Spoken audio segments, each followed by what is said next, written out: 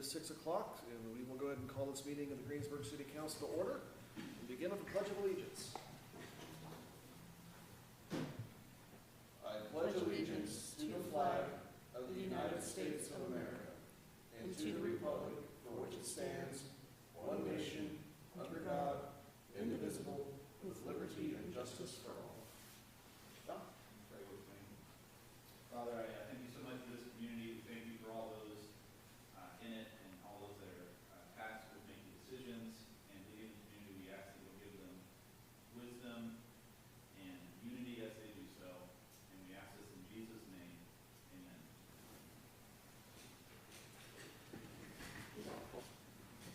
Roll call. Councilwoman Reeves and Kern are not here tonight, but we still have a quorum, so we will proceed with business. First up is approving tonight's agenda, and we do have one addition to the agenda that was sent out on Friday, and that's to consider some quotes to replace heat pumps here in the council chambers.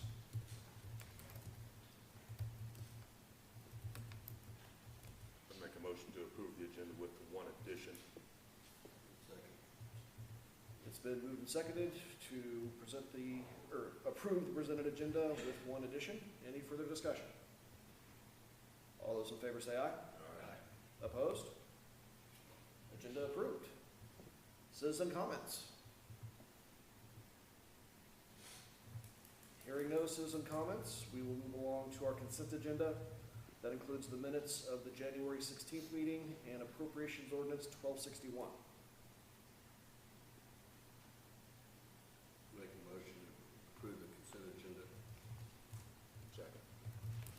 It's been moved and seconded to approve the consent agenda as presented. Any further discussion? All those in favor say aye. Aye. Opposed? Consent agenda approved. All right, moving on to items of business. Ed Schoenberger's here. You've been doing some research on the founding of Greensburg, it sounds like, so come on up and let us know your findings. A little late.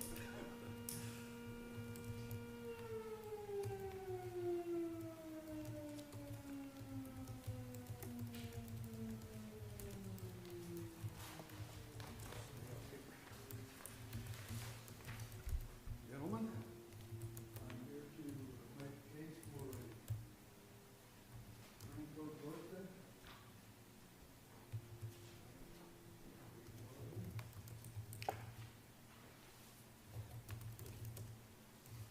Okay. Thank you, Ed. In the spring of 1884, Cash Hoffman, John Tita, and Tom Pritchard from Kingman were here, and they established, they were here to start a town. And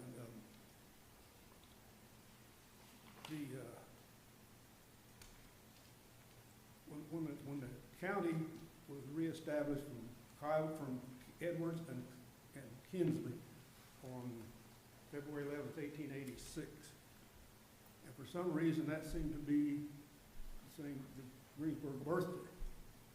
And the first issue of the Kiowa County Signal was February 19th, 1886.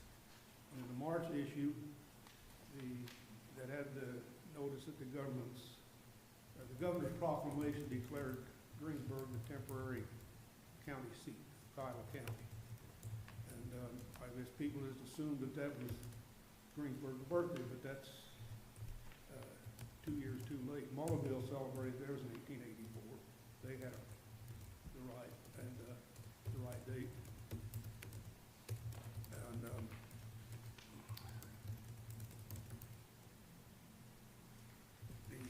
Greensburg charter, the Greensburg Town Company charter, is dated September 18th, 1884. And I don't know when they applied for a charter. But the way government worked back then is the same way it does this right now. It takes a lot of time sometimes to get anything accomplished. So I really can't say when they applied for the charter, but that's when they got it. So that could be the official date, Greensburg's birthday. And, well, I would like you guys to consider what information I've given you, and go from there. Yeah, thanks for doing all this research, Ed. And I know, I remember I was back here in '86 when we'd had the centennial. It was kind of a lot of big celebrations going on, but it's interesting to know that, yeah, we were We actually, do the same thing every year. yeah, we're chartered in 1884, not 1886. 1884. So, September 16th, you said? September 18th. 18th. Yep, that's the date. This is the original charter of Greensburg County. I purchased that at Oma Graves estate sale. Harlan Graves was the county surveyor for years and years. I guess he had this in his possession. And I also, she had all kinds of Kyle County history, which I think I got most of it. This is the only thing I've actually hung on to. But in that same box was the original, photo of the original Greensburg water tower. I had a guy from Larned, he was an antique dealer, and he was bidding hot and heavy on me on that box that this was in. So when I got this and the photo out, that's all I wanted. And I asked him if he'd like to buy the rest of that box from me for half the price, and he said, I didn't really want it. He said, I just know you buy quality stuff, so I'm bidding against you. What he didn't know, he was not gonna get this. So, but I think I've done a fairly good job of research, and, well, and I've also said, well, we'd have to change too many things. You actually don't have to change anything, maybe the letterhead and whatever information's on the website is no different than the big well. We know now how it was actually dug, but you can't change that. Once it's out there, you go on eBay and click on Greensburg, you're gonna get about 50 or 60 postcards of that big well with that open book on the front of it that said how to load the jack screws and all that stuff. Well, we know now that was just not the way it was done. But you can't change that. You can't go out and get all the buckles that says Greensburg. Wellsford was also 1884. Belvedere, I'm not real sure, whether it's before or about the same time. Haviland is the only town that is ever founded in what is now Colorado County, 1886. Everybody else is 1884. It's hard to argue when you have the actual town charter in your hand. Pardon? Hard to argue when you have the actual town charter in your hand. So, Yes, it is. It's, yeah, as you say, it doesn't really impact day-to-day city business, but yeah, we'll look at, if we want to update our website and our documents, and if and when we plan 150th here in about 10 years, we'll try to use the real date. but I'd like you to look this stuff over and make a decision. Now, you don't have to do it now. Do it tonight. Just take it home, look it over, and read it, and see what happens. Council, any questions for Ed? Well, thanks for putting in all the legwork and, yeah, putting all this together. It's really interesting information. Thanks, Ed. Okay. I'm gonna leave some copies for, I have one for Stacy. Yeah, I'll get that to her. I will give you, this Okay. is mine. There's 1, 2, 3. Thank you. Okay, you can look at it too. Thank you.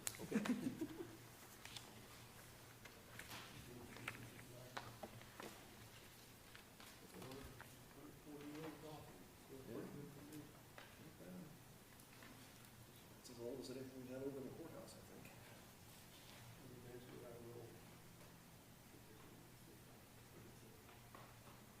Yeah, where's that kept at?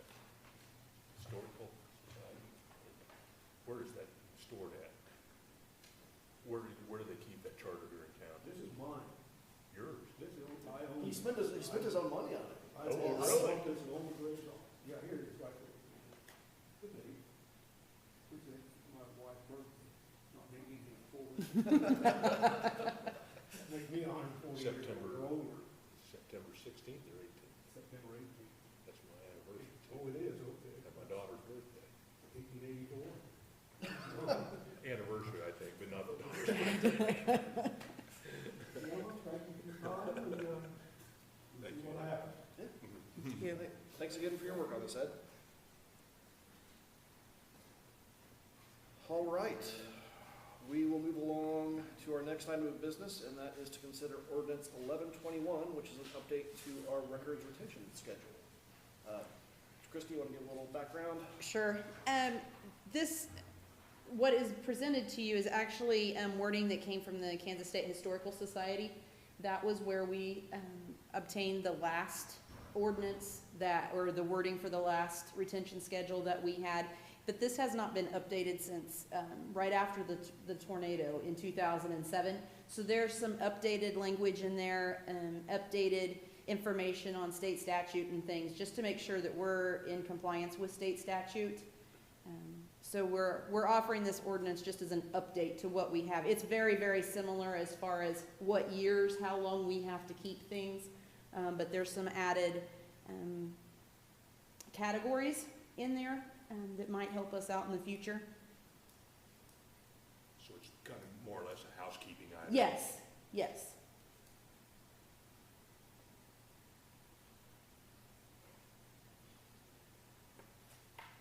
I'd make a motion, we approve ordinance number 1121 with our records retention schedule update. Second. It's been moved and seconded to adopt ordinance 1121, which updates the city's records retention schedule. Any further discussion? Ordinance will be a roll call vote. Trumbull. Yes. Charlton. Yes. Keaton. Yes. Ordinance 1121 passes, and we have updated our records retention schedule. Thank you. All right, number 3 is just kind of an informational item.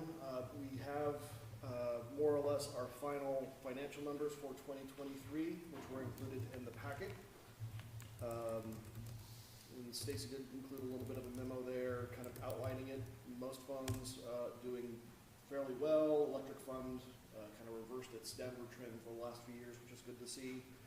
We do have a couple funds that had expenditures above revenues for the year, so that's okay for short term, but want to keep an eye on those long term, make sure that we're keeping those cash balances steady. Just other than that, that's kind of informational. Council have any questions or want to discuss the city's financials at this point?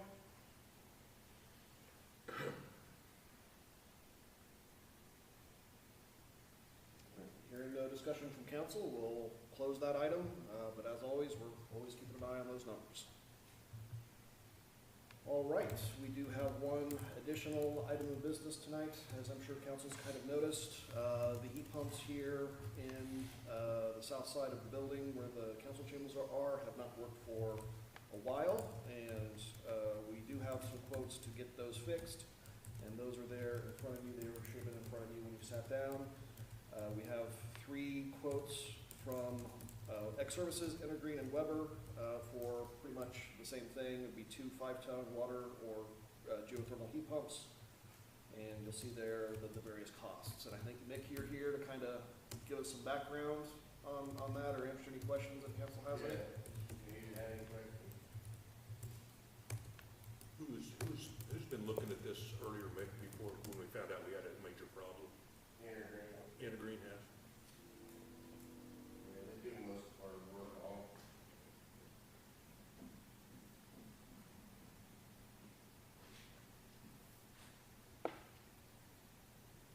They did try some cheaper fixes, hoping that those were the issue, and Patches? that was not the issue. Yeah, they didn't do nothing. Question on these heat pumps, would they still be connected to our control system when it's all said and done? Yeah. Shouldn't be any change in that. Yeah, just making sure. Is there one brand that stands out? Or are they all pretty? I've been out in the field long enough, there's so many of them anymore, I don't know which one's best. These are water furnaces that we had. But nobody quoted a water furnace. I seen one of them was a drip replacement. Well, they're, yeah, the Geostar.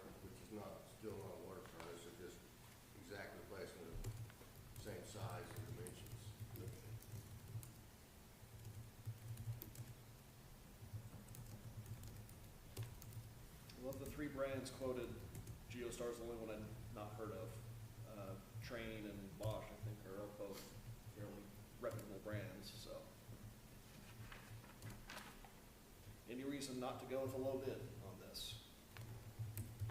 Weber states that if there's any problems found with the duct water, electrical, or anything else, that is not in the bid. So it would be higher than that yet. And they don't seem to offer a warranty, do they? Oh, I'm sure there's a warranty, but, Well, it's just not written on here, or else I'm missing it. I didn't see it either. But, that, I mean, There has to be, doesn't there? yeah, there's a warranty on it. It's probably in the fine print somewhere on a different page. But, I mean, there shouldn't be any difference in, putting them in back there. That, I mean, I don't think one's gonna be any different than the other.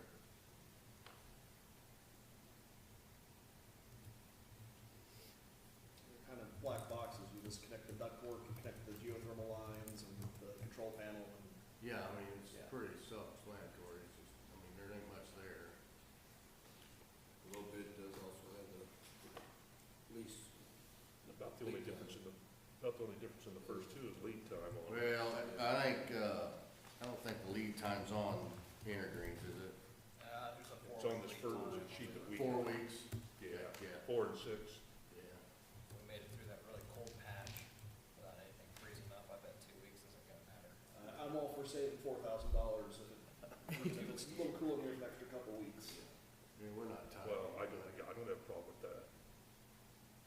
We put space heaters where there was plumbing just to make sure that didn't become a problem. We hope in 6 weeks it's warmed up anyway, so. Yeah. Well, I'm probably gonna have to do this again because there's some issues at the incubator. So you'll probably see some more. Are these the ones they're talking about putting in here? I noticed Weber says theirs is not copper, it's a cupro nickel heat exchanger. So have they updated these heat pumps to be a little better possibly than what we got? We hope. Well, we hope.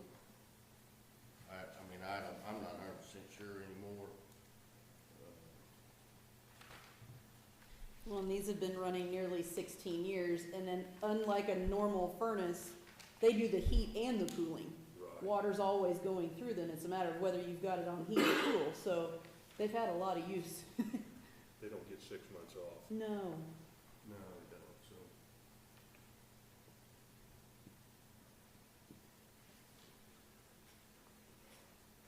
I mean, it's not something you can, we gotta do something. I'm good at saving $4,000. Yeah, I don't see any reason not to go with a little bit myself.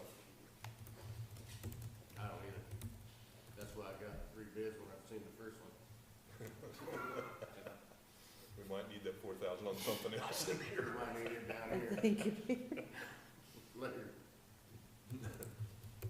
And just to know, for funding this, we did establish a facility maintenance fund last year, which is good. The bad news is the money we transferred to it last year won't quite cover this. Not quite. But we did schedule another transfer this year. Between the two, we'd have enough to pay for this. And we could make that transfer at any time. We don't have to wait. We could make at least even a partial transfer. If you wanted it to come out of that building maintenance fund, we could go ahead and, Just do like a first and quarter. shift, yeah. We can make a half a transfer of what we planned in 24. Exactly. So then you can look at what the numbers are looking like, the financials are looking like, or later in the year for the rest of the transfer. I would make a motion that we accept Deck Services bid for the heat pump replacement for council chambers for $23,592. I'll second that. It's been moved and seconded to approve the quote from X Services to replace the heat pumps here in City Hall. Any further discussion? All those in favor say aye. Aye. Opposed? Motion carried. Thanks, Vic. Yeah, here it comes. All right, that does it for items of business tonight, and that will bring us to city staff reports. Christie? Stacy's provided a report in Dropbox for you to read.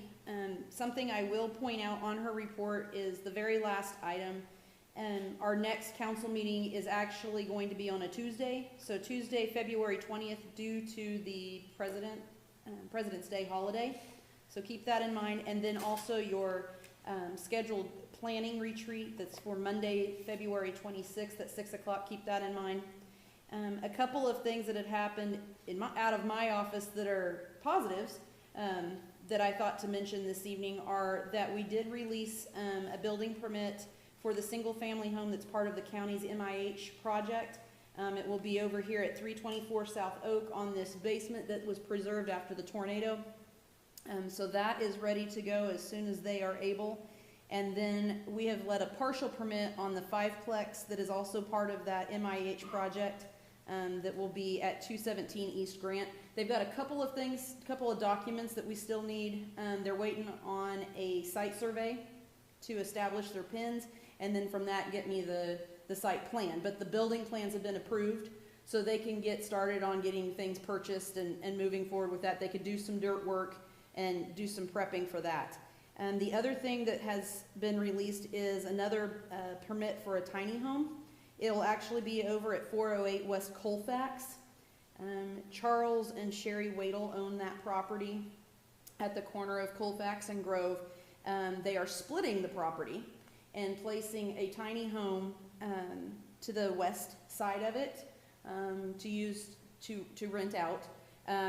Potentially, depending on how this project goes, because this is new for them, doing a second on the east half of that property. So they do have people waiting to get into that tiny home that's already planned. And then I told him that we have enough people calling City Hall asking for housing of various sizes that I didn't think that if they wanted to proceed with the other tiny home that they'd have any trouble renting it. So we'll see how this project goes for them. They're ready for a site survey or a site plan review over on site. They've got it all staked out. So that should be moving forward pretty quickly.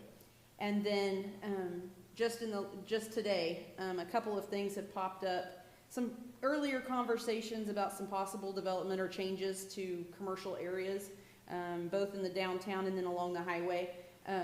There will probably be a planning commission meeting called pretty quickly, just to do some plan reviews, one for a new build of a building at a location, and then one for some a storage building being moved in, and then some additional parking spaces made. So just so you are, there's some things probably going to be changing in the highway corridor, and then also in the downtown area. So Questions for Christie?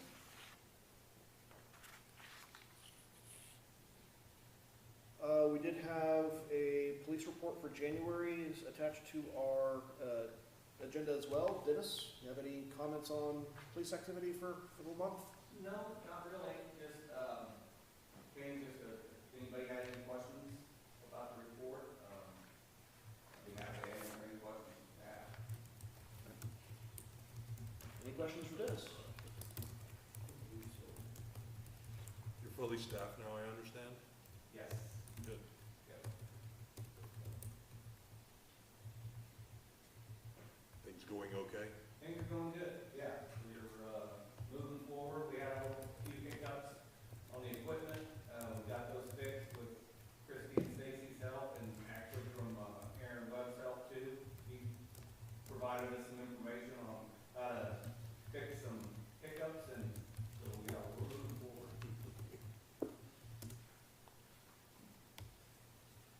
Thank you, Dennis. All right, and that brings us to governing body comments.